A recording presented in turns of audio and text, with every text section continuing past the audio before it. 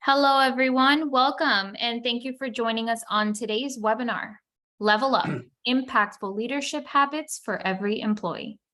My name is Melissa, and I will be kicking things off for us today. Let's start with some brief introductions. Our presenters today are Paul De Palma, who is the CEO at ADEPT Leadership, Lynette Maines, who is the Director of Field Services at TDS Telecommunications, and Claude Werder, who is the SVP and Principal HCM Analyst here at Brandon Hall Group. I would like to extend a thank you to ADEPT Leadership for sponsoring today's webinar. ADEPT Leadership offers immersive leadership development skills training.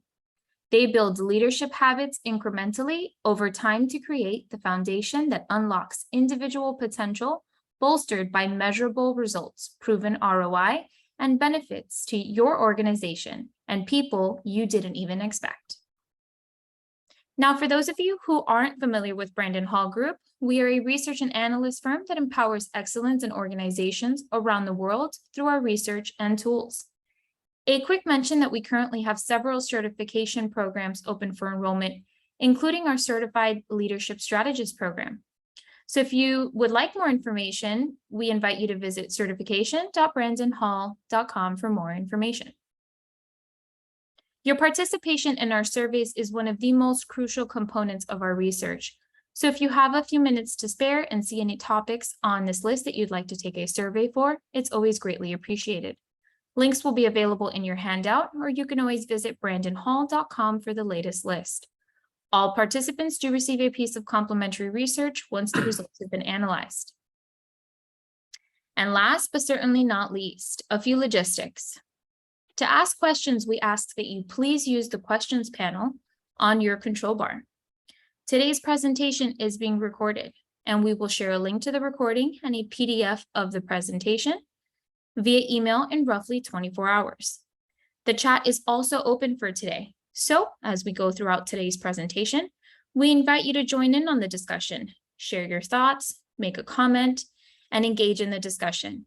Or simply pop in a few moments just to say hello and let us know where you're joining in from today. And last but not least, if you would like to download a copy of today's presentation instantly, the link to do so will be available in the chat momentarily. And without any further delay, I will turn things over to Claude so we can dive right in. Well, thanks, Melissa, and thanks, everyone, for joining us. We really appreciate you taking the time to join us today. And we know you're busy, and we're really hoping that we can help you today with all your leadership development efforts. Also, a special thank you again to ADEPT Leadership and to Lynette from TDS Communications for joining us. They're going to provide great perspective. And as Melissa said, we urge you again to participate in the chat function anytime you want during our time together, and we will hope to answer a lot of questions and react to a lot of comments. So let's get started. We'll move to the next slide here. You know, leadership development year in and year out is ranked as the most important learning topic for corporate organizations. And it also ranks first year in and year out in investment. Yet the business impact of leadership development, in other words, leaders' ability to drive business results that lead to business growth, is not great. So we have 84% of organizations that think leadership development is really critical. Only 57% think that their leaders are in a position to really drive business growth over the next couple of years. And then only 34% believe that their leadership development is effective.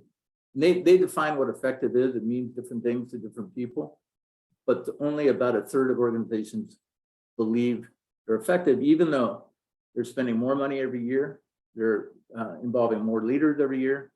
So something has to change, right? And so what we found to be the biggest reason is what the subject of our webinar is today, and that's building new and impactful leadership habits. We found in our research that too many organizations are still anchored to event-driven learning with not enough reinforcement or ability to practice skills over time.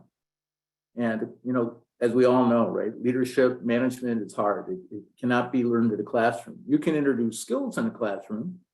You can introduce concepts in a classroom, But like anything else that's complex, like playing a sport or a musical instrument or many other endeavors that you might do in the course of your life, leadership takes practice. It's a journey that's never truly mastered. It must be practiced and practiced and practiced. And with time, practice, leaders can form habits and make them more effective leaders. So moving to the next slide. The other thing that we want to communicate before we drill into things is the nature of leadership is changing. Leadership used to be about being in charge. It was hierarchical. And leadership development was focused largely on improving the skills of established leaders, often fairly high in the organization, though it's moved down to more levels of the organization in the past few years. But now also there's a growing realization that leadership development must be democratized. In other words, offered to all levels of leaders, and increasingly also to all employees, because the definition and understanding of what leadership is changing. Leadership now and in the organizations of the future are going to be more about enabling and empowering people to collaborate and innovate to reach team goals.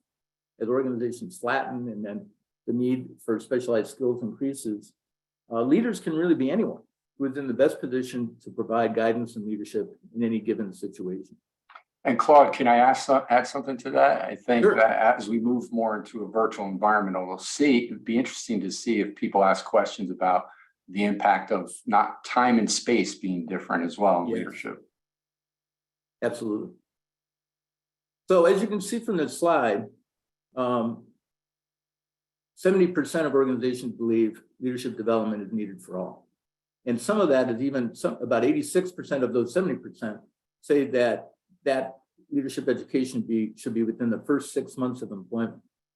However, just like we have a gap between the importance and the effectiveness of leadership development, there's also a gap between the importance of universal leadership development, leadership for all employees, and the reality that only 35% offer some sort of leadership development for all employees.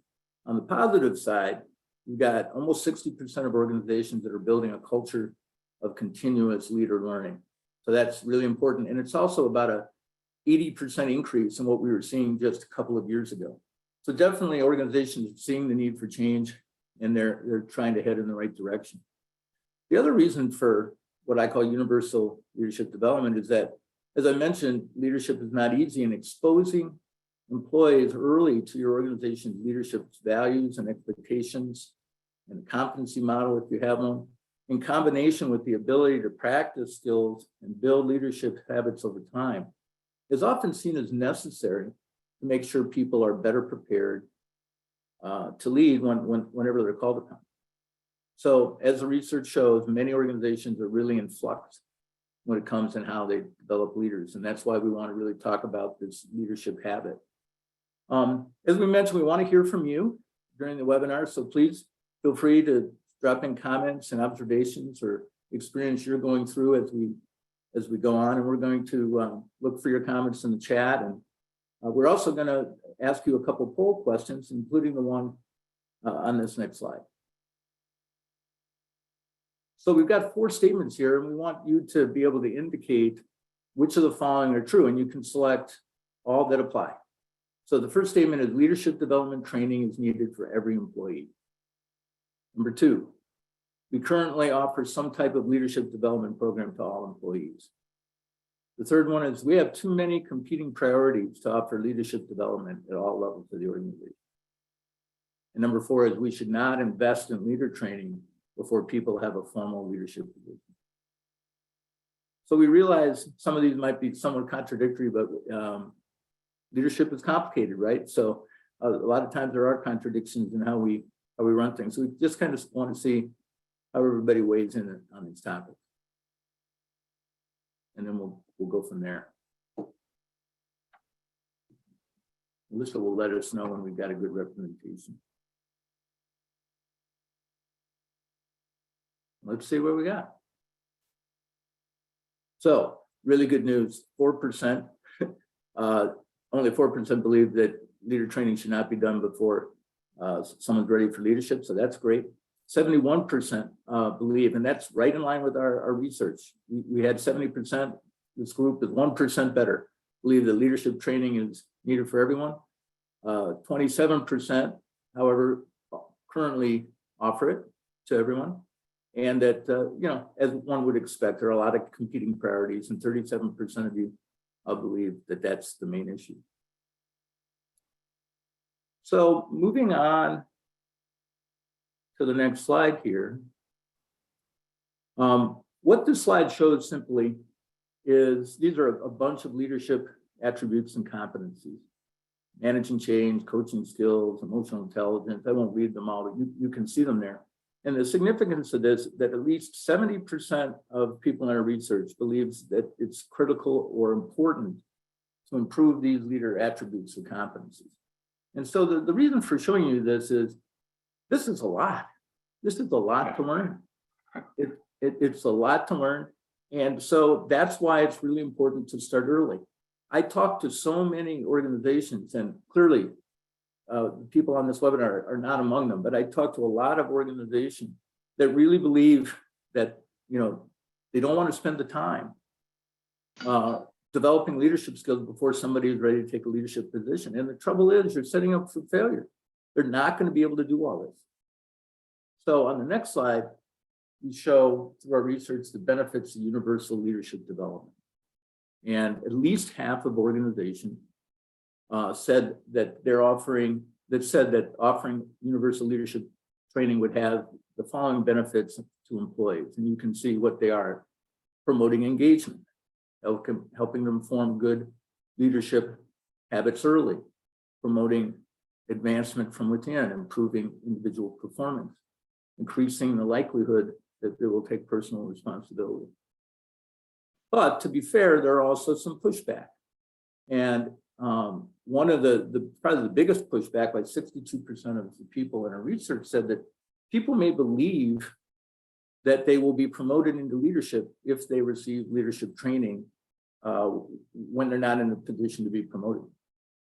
And I get this a lot, and the research shows that a lot of organizations are still thinking this way. And this ties back to what I was talking about, is that the essence of leadership, the scope of leadership is really changing.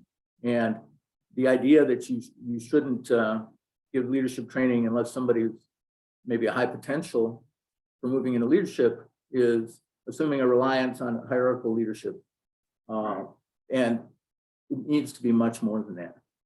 And Claude, a couple of things about that I was thinking of is that may come from organizations that do a lot of engineering training and need, like we've heard content where people are saying that if they're not going to use the machine right away, then they lose it.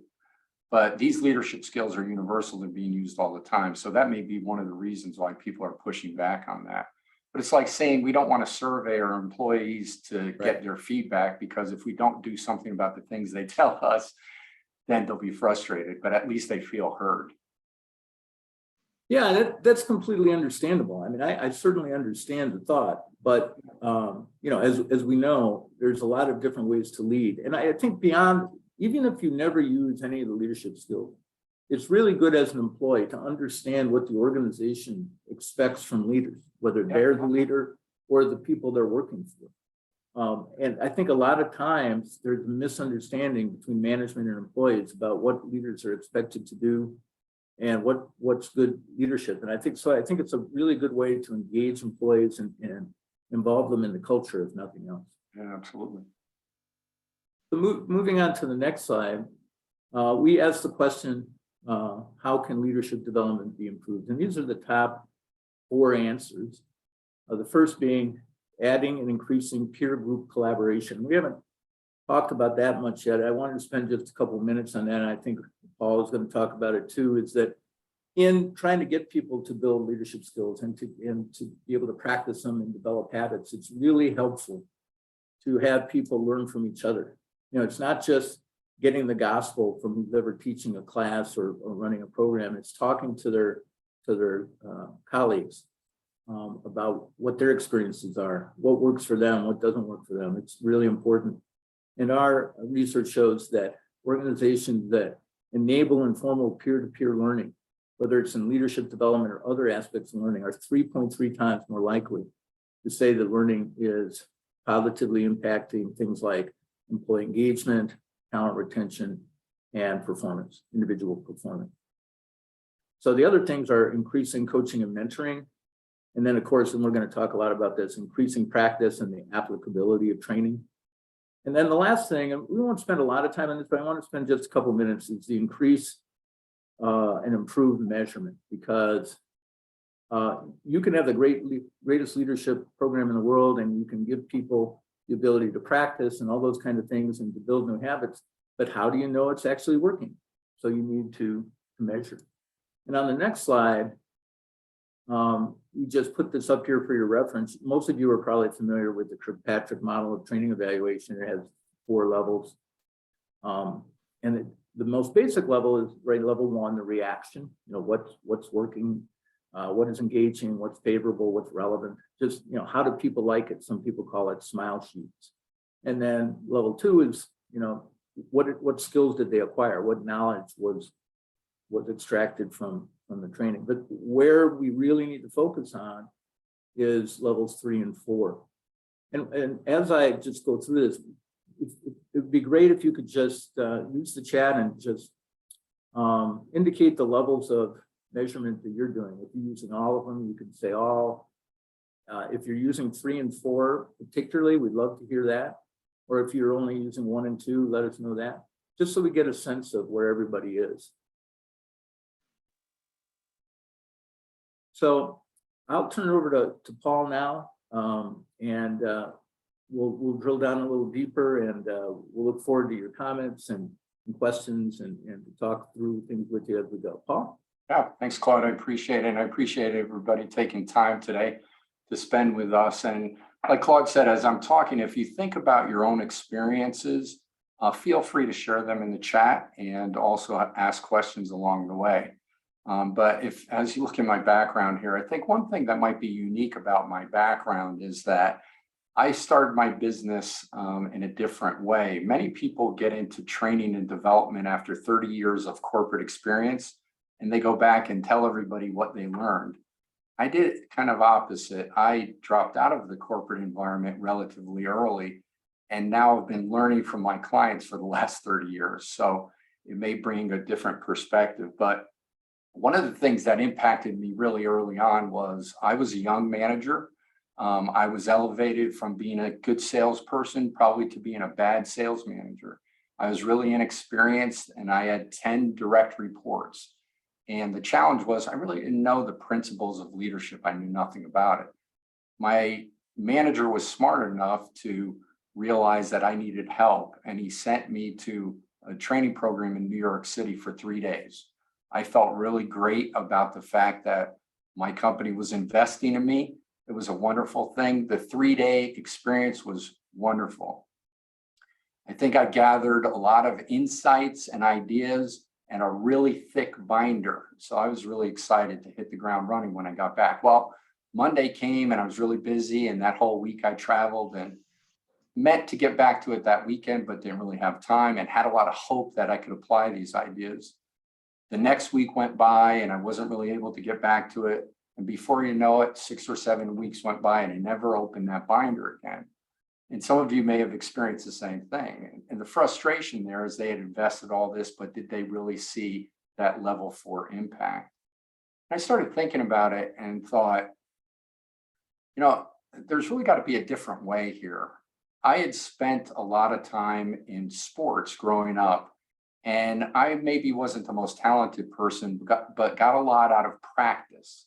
I liked the idea of practice. I liked the whole process. I liked drilling things over and over. I liked the collaboration with other teammates, that type of thing. And so practice was really important to me. And I thought, why can't we apply that to what we do when we're training and developing people? And so what we did was, I really didn't understand the idea that when we train people in business, we have the expectation that they're going to take back just one good idea. Well, as Claude just said, in level 4 training and evaluation, that just isn't good enough. And it certainly isn't good enough today for the investments of time, money, and resources. Typically, the quality of production is really good in most training, we thought about it in terms of the methodology. And so what we wanted to do is take a look at what methodology really works. And if you think about it, Claude referred to this a little bit earlier. If you've ever played a sport or tried to learn a musical instrument or are still learning a musical instrument, you know that someone can't just come in a room and tell you all they know about that without you actually practicing what you do over a period of time. And then even practicing over a period of time may not be good if you're not getting feedback on that practice. You might not be practicing very well. And so the combination of those things, we know what we want to try to do is apply it to what we do. I always say it really isn't what you know, it's what you do with what you know that gets results. And that's what I've discovered in the number of years that I've been working with a lot of different clients. And so, yeah, go ahead. Yeah, to add to that, Paul, I used to be a swimmer, and the rule was that for every day of training you missed, it took 2 days to get back to where you were. Yep. And so it's just, I think it's very similar to leadership. To your point, if you've got a binder and you put it down and you don't go back to it to a month, you've lost all that. And it's going to take you probably longer to reacquaint yourself with that and to even be where you were before you started the training. So that's kind of what we're trying to get at. Yeah, absolutely. And the idea here is that we believe productivity management and leadership are more about actions and behaviors than they are about knowledge and understanding. And so, unfortunately, a lot of training focuses on just knowledge and understanding without getting into actions and behaviors. So what our team did very early on is we looked at what is a scientific approach to adult learning. And you could go to the next slide. And so when we look at how adults really learn, let's break that down first to see if there are some secrets of methodology that we can use. And so the first thing that we find is on this list, I'm just going to go through some of these, is that it really is important that it is individually defined. And this supports a universal concept in organization development that people are more committed to things they participate in creating. Remember that as leaders, people are more committed to things they participate in creating. So when we can gain participation in the creation of what the individual wants to accomplish, it'll have more of an impact on them because they feel like they designed it. It really needs to be self-directed, that for adults, they really need to have a stake in the game. You know, what is the skin in the game of me making or accomplishing this? We found that when people are forced to go to any kind of training, they'll be resistant right away, right? We really like to get involved in change that we're a part of, as opposed to when it's imposed on us. I think Rosabeth Moss Cantor said, when change is done to us, it's debilitating. When it's done by us, it's exhilarating, right? So you also need consistent connections to reality. And the idea here is that as adults, we typically have a limited bandwidth. And that's not just attention, that could be time and resources. And so we're really looking for a practical approach that we can use on a day-to-day basis. Incremental attainable goals refers to the idea that we really need to help people with the gap between where they are and where they think they should be. And in my experience, a lot of people struggle with that gap, maybe because they're perfectionists, but they see it as more of a huge challenge and something to overcome rather than small steps that they can achieve along the way. And so making them aware of that is really going to be critical. You have to measure progress that goes along with that, so it reinforces the behavior that they're looking at and trying to change. And it helps us think as adults that change is possible. It's really funny that we'll walk into a training situation and we'll believe that just because, and I'm not saying we do this, but if we train people, we'll believe that just because we have great ideas, they're going to quickly accept them. We have to remember that people have ways of working that they've been doing for a while. And so those need to be shifted in some way. It's important to have group collaboration, as Claude was saying, that, all you need to do is look at a map politically and understand how much we're influenced by the people around us. And so that group collaboration will help move the group in a positive direction, or possibly keep it held back. So group collaboration for adults, we really want to feel like we're a sense of something bigger than us and a group that we're surrounded by. And then obviously, some of the things above really help encouraging staying the course. Because typically as adults, you know, if you want to just do a little thing with me right now, cross your arms, make yourself comfortable, just cross your arm. Now cross them the opposite way, right? It's just a slight shift, but it can feel very uncomfortable. And the first thing you want to do is get back to the other way. And so somehow we have to overcome that. And so what our team did was we looked at how can we help organizations do this? And these may be some elements that we've learned that maybe you can apply to your leadership development as well.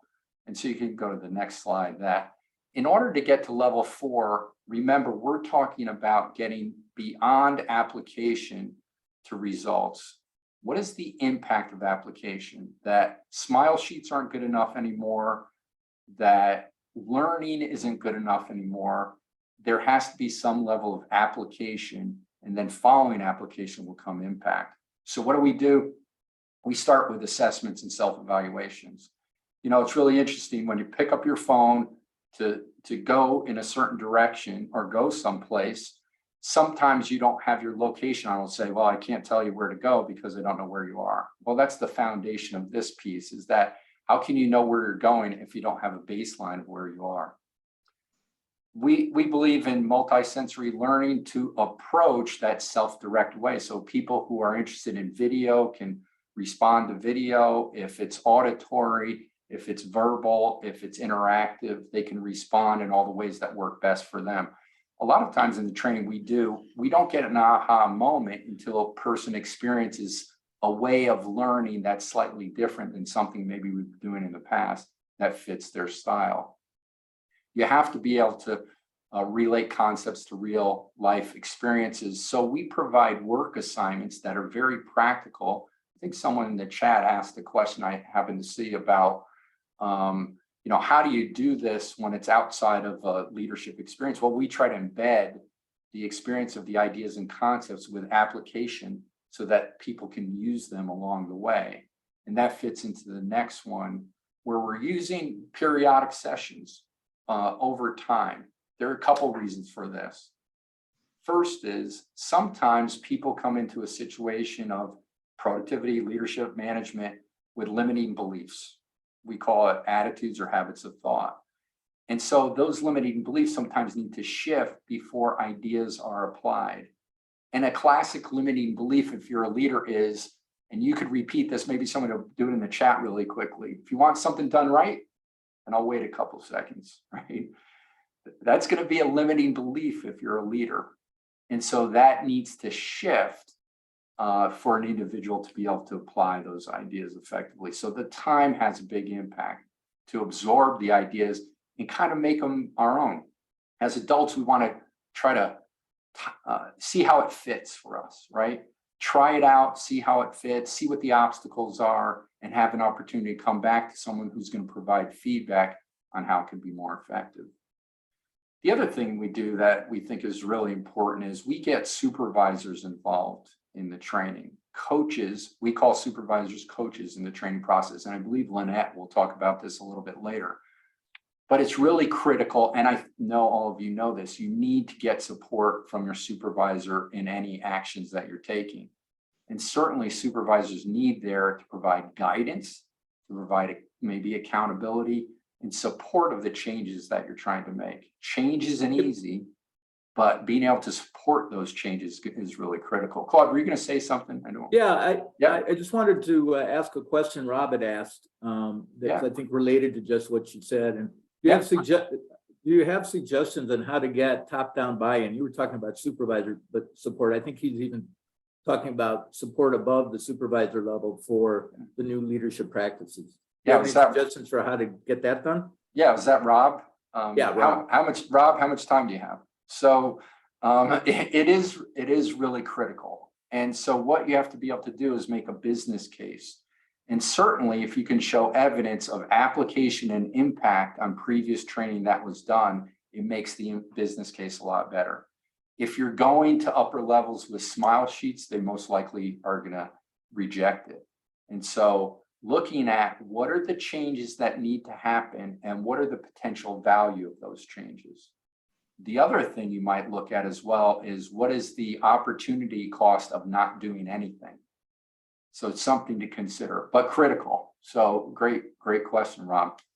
Yeah, as long as we're asking questions, Tan may had weighed in for a couple of things that maybe we can get to now. Sure. And I think you're touching on, but I think these are really important questions that we should address. So her first question is asking, how much does leadership training help in leadership skill development versus actual experience in a leadership position? Yeah, I wish I had, Claude, maybe you have some research on this.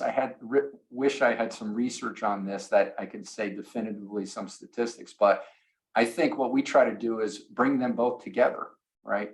And that try to make the experiences in terms of the practical assignments so practical that they're engaging in the same way they would in the leadership moment. And so there are critical moments for everyone. We build those into the practical assignments and allow them to engage in that and come back and report how they did. So they have to be combined together. Yeah, Claude.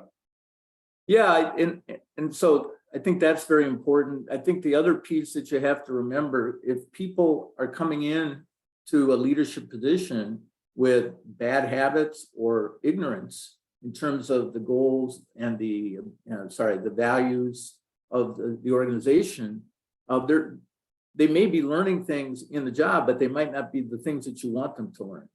So establishing some base level is really important. And then, like Paul said, the ideal would be to be having ongoing leadership training where you can practice skills and then also then put those skills into practice on the job while you're continuing on your leadership journey. Yeah, absolutely. That's a great point. So the other piece here is the idea of measuring their own progress. And I think we all know that when performance is measured and feedback is given, it improves at a higher rate. And so what is measured gets done. You have to be careful about what you measure. But when you're having individuals that are measuring their own progress, it's reinforcing to them. They feel like a sense of accomplishment and achievement. And once again, breaking down the barriers that I really can change. And then we had talked a little bit about small group participation.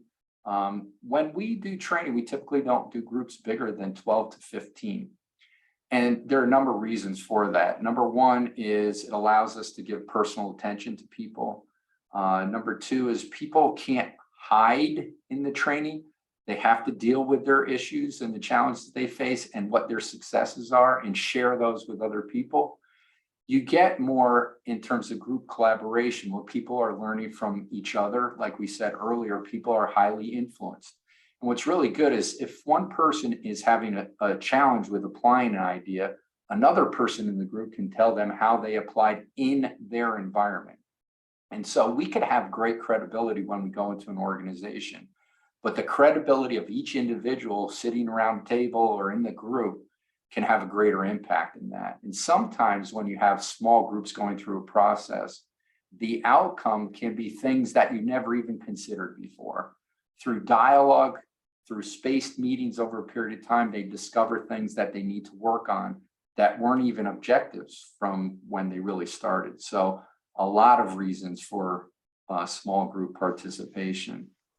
So in the next slide, it talks a little bit about reinforcing developing leaders at every level. Now, I have to share the fact that, this is where organizations can be penny wise and pound foolish when they look at budgets. I've done a lot of work at the executive levels over the years, and I find that typically you have to pay in terms of time, money, and resources multiple times what you may have paid earlier to break habits that were bad, rather than if you had invested in habits early. It reminds me of, I said that when I was in the pharmaceutical business, it reminds me of a time where when we were in the pharmaceutical business, we would try to go get residents to use our products. Residents were typically starting out, they're very, very busy, and they're always very hungry. They didn't have money for food.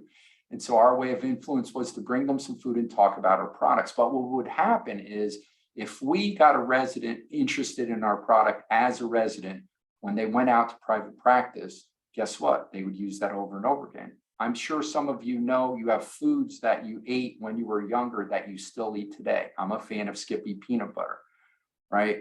Why aren't we trying to establish these habits early on that have an impact along the way, as opposed to, like Claude said, thinking about leadership as a positional issue? And so some of the elements here that we think are universal and timeless at any level are this idea of being aware. Self-awareness is critical so that you know what your strengths are, what your challenges are, how you interact with other people, and how you come across the people. That has a huge impact in any type of interaction. And, you know, as Claude said, moving to more of a team environment, that type of collaboration and having an awareness of, you know, what your challenges are and what your strengths are is going to be critical. In terms of direction, we feel like individuals that are more self-directed and have the ability to direct others will have a greater impact at all levels. Remember, we're changing the view of leadership as a positional issue to leadership as influence, and people at any level can influence. When we talk about execution, you know, I'm really big on this idea that everybody at every level needs to execute with focus. And there's a big barrier to focus, and it's right here. Everybody see what that is? that what we're battling with is this idea of attention management. I wrote in my book about how we need to fight for the attention of our people. We're not looking over their shoulder anymore, and especially if we're in a virtual environment. We have to be compelling in terms of the things that we're talking about, the questions that we're asking, the issues that we're working on, and certainly you can talk a lot about the why. Are we answering the why for people? And so competing for that focus is critical. We don't talk about work-life balance anymore. It's work-life integration because it all flows together, especially because of this. You know, people at all levels really need to be people-centric. They need to value and nurture relationships with people. To collaborate on a team, you really have to feel comfortable with people and deal with them in an effective way. And then the final piece here is talent management, right? The ability to make sure that everybody can unlock their potential and all individuals can see that on a team and kind of draw that out. And so this is the case for really developing leaders at all levels, is being able to do it early, develop those habits so that you're not breaking habits later on. And most likely, if you were to really look at long-term investment, it might be less costly to do it that way as well. And so, Claude, are there any other questions before I think we have a poll next. Yeah, we have a poll. There are a few questions, but I think we'll hold a few of them for toward the end, because I want to get Lynette talking here with you. But first, a real quick poll question, and that's, what are the biggest obstacles when trying to implement new leadership training or a new type of leadership training?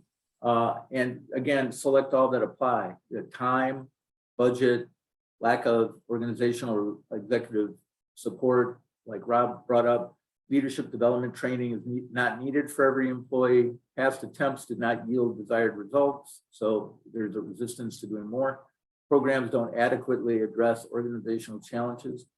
Or if you have some other thing that's a big challenge and we haven't listed it here, feel free to put it in the chat. So we'll just, we won't spend much time on this. We'll just show you the results. And then got a great conversation coming up with Lynette and Paul, talking about what works for TDS. All good obstacles there and all challenges. So the top answer, and this is the case in every question we ever ask on this, is time, with budget being number 2. Yeah. Also, lack of executive support. So we can maybe talk a little bit more about that, and then you can see some of the other answers here. And there's a few others that you can look at the chat too. Melody talked about had too many people trained at one point, and insufficient turnover of growth in positions for all the trained leaders ready to go. That does happen sometimes. Yeah. Okay. And so, Claude, before I introduce Lynette, I just want to mention time. And I think the issue with time is that we haven't done a very good job of our value proposition if time is the resistance. Because if you really believe in training as an investment, then you're going to get return on that investment. The example is, if every time you gave me $1, I gave you 2 back, how many dollars would you try to get, right? And so the issue of time is the barrier between, if I risk this time, am I really going to get it back? So I just wanted to address the time issue. It's something, it's a challenge and something we need to Well, think about. and to piggyback on that, especially on this topic, leadership development, what I always react to on that is every survey we've ever done ranks leadership development. It's the #1 priority. Yeah. So if you can't take the time for this, Right. what is it? What do you? What is it that you're making time for? Right. That's great. That's really good. Thank you. So it's my pleasure now to introduce Lynette Maines. She's the Director of Field Services at TDS Telecommunications. And so come on in, Lynette, welcome. And first, I think it'd be helpful for our audience to know, what is TDS? Yeah, well, thanks for having me, Paul and Claude. It's been great to get to know you both a little bit more here, and I'm loving the interaction that we're seeing in the chat group. So that's really great. Yes, TDS is a telecommunications provider. We offer telecommunication services, and when I say telecommunication service, I'm really talking about broadband, but we also offer our flavor of a TV service as well as a telephone service. So if you think about I guess really when I started my career here, it was over 27 years ago. We were the telephone company. That's what people knew us as. But, we've been able to grow our company here. We've actually, transpired our culture, our products and services to high-speed internet. And if anything has taught us from the pandemic is the reliance and the necessity of our connectivity. So that's our main products and services here that we offer, are all based broadband and serving our customers. We operate in 36 states now, north, south, east, and west, and from Washington to Maine to Florida to Arizona. And we're based out of Madison, Wisconsin, which is where I'm at here today. Yeah. So we started back in 1969. So we've been around a while, and we kind of have a niche in our communities that are a little bit smaller. Don't think of us in your NFL type cities, but we kind of look into more of the rural suburban areas. So that's kind of where our niche is here. Yeah, excellent. It's really good to see that a smaller player can thrive in this space, because it may be a name that not everybody knows, but doing very well. And so we see what your title is. What do you do on a day-to-day basis? Can you tell us a little bit about that? Yeah, well, I am overseeing our field services department. So if you think about who is installing your internet service, who is there when maybe your internet service isn't working, we're the boots on the ground, and we're there in our customer's home, helping them with our products and services and making sure they're matched properly and just taking care of them. And we have it's bulleted there in our slide, roughly 3,000 employees. Well, about a third of that is our field services team. So, wow. They're the ones integrating with our customers on a daily basis. They're basically the face. They are the face of our company to our customers. They're also the white knights. Okay, right, that's the person that you want to see pull up to your driveway. Right. Yeah. So before you engaged in leadership development, what were some of the challenges you were facing? With our field services team, I'll tell you where it was really apparent, and I think many companies are seeing this, right? We've got a good population of our workforce, either at the retirement age or approaching it, in the next 5 years. Yeah. So we knew, and we have many of our associates and leaders with 20, 30. I mean, we even see folks with 40 some years of experience here. I think that one is a real testament for the type of company TDS is. But I mean, we've got some very tenured associates, and many of them are in leadership positions. So one, we knew we've got a gap coming here, right? So we've got to get some folks ready to step into those next roles. And then on top of that, we do have a pretty aggressive growth strategy right now that we're working towards. So that's creating some opportunities within our organization for growth, professional development, taking on different roles within our organization. And that's just a chain reaction. So that opens up doors for opportunity for people to step into other leadership roles or even technical roles if that's where they would want to go. But so we had a couple things at play here. So we've got some exiting workforce, and then we've got some just growth that is great, creating some great opportunities internally. Very cool. And so you engaged with us a short time ago, and what did you do and what was the impact? Yeah, so, we started with you, Paul, a few years back. I was actually in a different role at the time, but we started just to put a few people through the program, and kind of grew from there. We got great feedback and just kind of slowly started building this. And now I'm sorry, I wish I knew the number that we've had go through. It's something I probably should have had at the ready here for us, but we've had a number of people go through the program, and, we're just getting some really positive feedback. We're getting folks that are maybe first-time leaders that are getting some of those skill sets that, maybe some of us that have been in roles have taken for granted. And I think they're getting the confidence they need to lead their teams. As we all know, our employees truly are, the lifeblood to our operations, and we want our employees to be engaged and happy to come to work. We're seeing so much positive interaction now with the folks that have gone into some of these training sessions and what they've come out with, and building those strong relationships with their direct reports.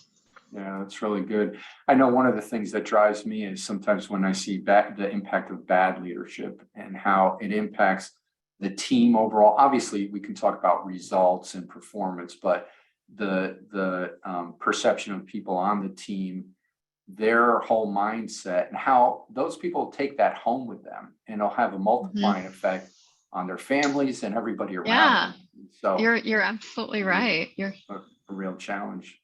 Yeah, and we've seen some things here as we've put stuff in place, and whether it's bad leadership or just some leaders in our areas. I would say, we have a lot of remote offices and remote markets, and we have managers in those remote markets, and they're not in our centralized hub or headquarters. So the leadership that our employees in those areas are exposed to is just that leader. They don't get to see the other leaders in the organization. So their idea of TDS leadership is that person. So, I know I have learned a lot just being around other leaders and seeing how they handle and how they interact with other people and what they do and what they don't do. Right. Yeah, so there's that whole dynamic that goes on there. Well, when you're remote, you don't really get that. So if they're not seeing some of those core, I'd say basic skills from a leadership standpoint, I think this coursework here helps put those things in place for them and helps them be as successful as they can be. Yeah, you mentioned we had been doing work for a little while, but we hadn't met until not long ago. And so what was your involvement in the training process as it went on? Yeah, well, first, it was just brought to me by one of our executives who I think, had made some contact with you and had some relationship there with you. And so he just asked that we try to, see if we had some folks that could, be willing to go through the program that we thought would benefit from it. So I did, and I worked with my peers. We got a few people in, and then a few more people and a few more people, right? I had a direct report that went through the program, and, the feedback they were giving me was really good, for one thing. And they were a young leader, or a new leader, I should say. And they were giving me some really great feedback.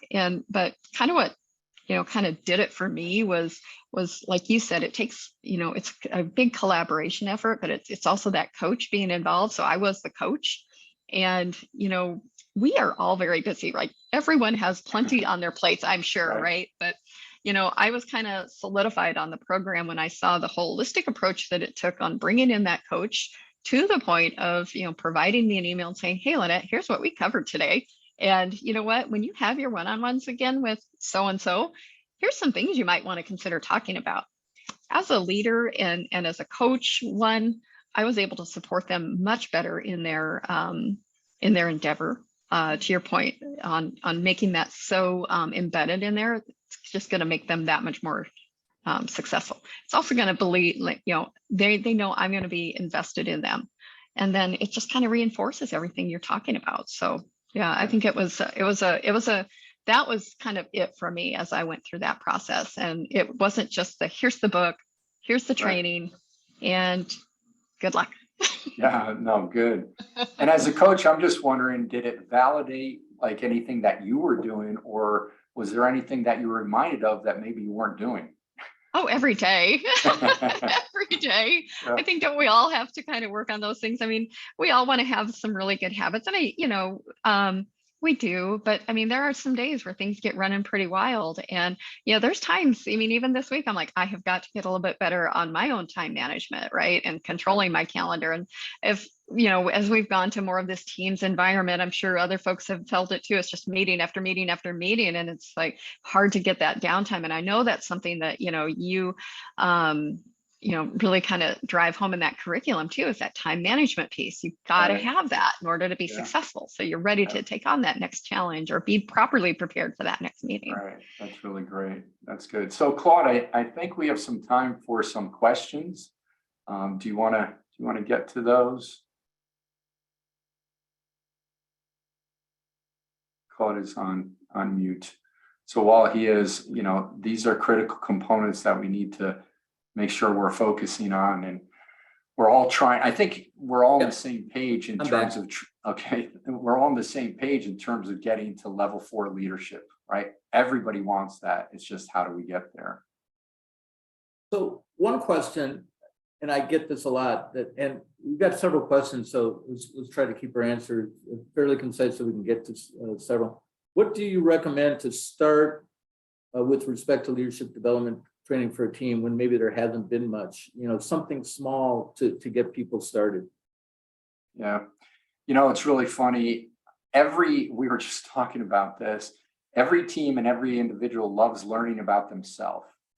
And so doing some kind of assessment, whatever profile or tool you use, can be really valuable because you can use it in multiple ways. It hits that self-awareness piece that's very valuable. Suddenly people understand maybe what their strengths and challenges are, and maybe why they have some of those strengths and challenges, and then can understand their interactions with other people. So sometimes, there are many organizations that have been through this a lot, but if people haven't done anything, it's a great place to start for that awareness piece and kind of group collaboration. Couldn't agree more. Assessments just aren't utilized enough, and they're a great tool.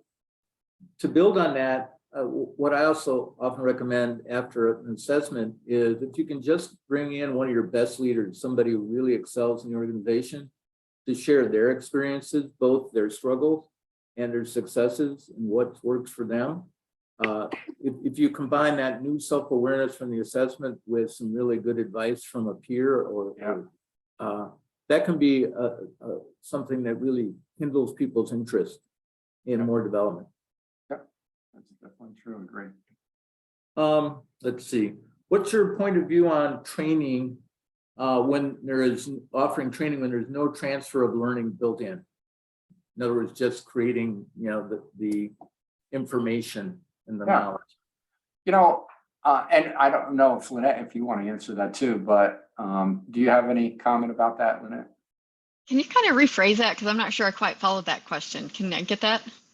Yeah, so if you have training, but the learning content you have, there's no reinforcement or practice built into it. It's just your basic event-based learning. Yeah. What's your point of view on the value of that? That's I would say kind of the academic side of it, right? I think, you really have to have that mix of being able to apply it.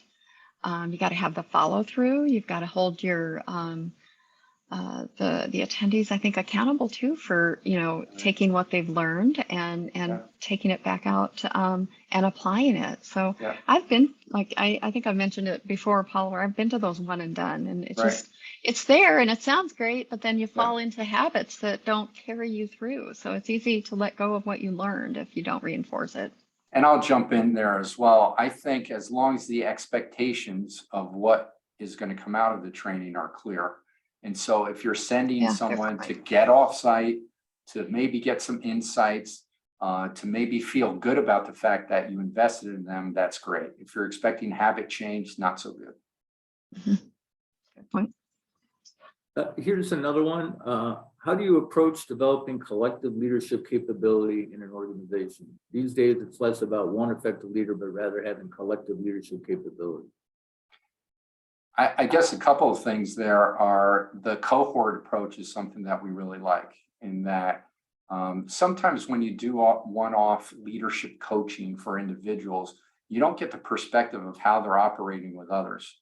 And I think it gets back to kind of what you were talking about at the beginning, that peer collaboration, that ability to train a group together. People can see how they interact with other people. They can kind of gauge where they're coming from compared to everybody else. And the other thing is, hopefully it's going to elevate the entire group collectively. Any other comments on that one? And do you have suggestions around developing critical thinking and decision-making skills? Yeah, I think something like that is more of a nuance. A lot of time it's about spending time doing it, right? That, for example, if you're going to think about strategic problem solving and getting to root cause analysis, you can train people in those methodologies, but those particularly, if they're not used, are not going to be effective. You have to have the habits of doing that. And so there are two things. You can have a guided process of, let's say, root cause analysis, but also having people block out time to try to think in that way. To me, that's the biggest challenge of any of this habits development, is taking the time to do it. Okay, here's another interesting one. How does imposter syndrome play a role in leadership development? I think all of us, there are very few people that I've met that don't struggle with that. And I think it's about building a baseline of the fundamentals to build up that confidence level. Another benefit, once again, of the cohort situation is that I can see and relate how I stand with other people, and they can provide me feedback. With imposter syndrome, it really is sometimes about believing the feedback people provide to you. I know that happened to me, is that suddenly it was like, I'm not going to go by what I think about myself. People are saying that I can lead, that I can do these things. I'm going to believe them more than I believe me. And so it is, once again, incremental, small goals that are wins. I think Stephen Covey said private victories, I think, are key to building that level of confidence. I think we have time for maybe one or two more. This one was interesting, and it's kind of more of a statement than a question, but I think we can respond to it. When we were talking about time as a barrier, Susan said that time also refers to workload for learners, recognizing that development is an essential part of work, but that in reality, if staffing or resourcing is so tight that only essential service can be delivered, the training gets dropped. Yeah. I don't know, Lynette, can you speak to that? Because I'm sure you deal with that all the time. We do. It's a challenge, time is a resource, and there are going to be, in my world, I mean, we are a very, we're 24/7, and we are very reactive operations. And there are some things that are going to trump training and other things. But it really is kind of resetting and saying, okay, we do have to reprioritize. Now we got to get this back into focus here, and it's not letting go of that. But it is, you do have to make that conscious effort. You do have to have support of your leadership, and if it's part of your culture, you want to continue to develop and help people become the best that they can be.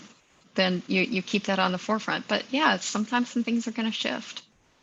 One thing we're finding in our research interviews is that more organizations are beginning to realize that, and they run into this all the time. I mean, this is a common problem, but they realize that the problem is that they're not structured right, and they can't keep doing things the same way. They do staff too tightly. They don't have enough people. And if you're going to make a significant change in how you lead and manage people, then maybe you need to rethink it.